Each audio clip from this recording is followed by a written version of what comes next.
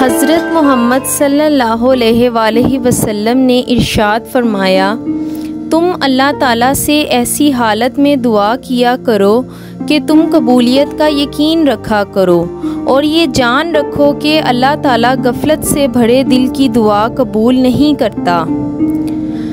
नबी करीम सल्लल्लाहु अलैहि वसल्लम ने फरमाया, अज़ान और अकामत के दरमियान दुआएं रद्द नहीं होती, लिहाजा दुआ मांगा करो।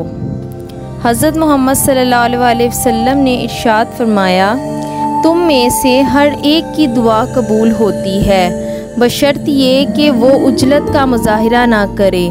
उजलत से मुराद ये है कि आदमी कहे कि मैंने अल्लाह ताला से दुआ की थी मगर मेरी दुआ कबूल नहीं हुई।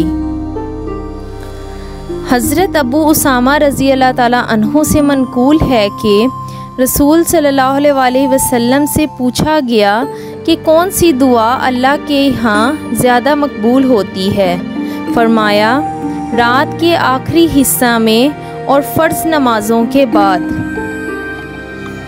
हज़रत अबू हुरैरा रज़ी अल्लाह ताला अन्हु से रिवायत है कि नबी करीम सल्लल्लाहु अलैहि वसल्लम ने जुम्मा के दिन का ज़िक्र किया और फरमाया, इसमें एक घड़ी ऐसी है जिसमें कोई मुसलमान खड़ा सलात अदा करता है और अल्लाह से कुछ मांगता है तो अल्लाह ताला उसे अनायत फरमा देता है।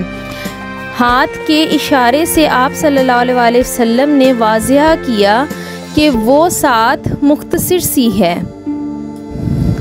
नबी करीम सल्लल्लाहु अलैहि वसल्लम ने फरमाया, तौबा करने वाले की दुआ रात या दिन की हर घड़ी में कबूल की जाती है।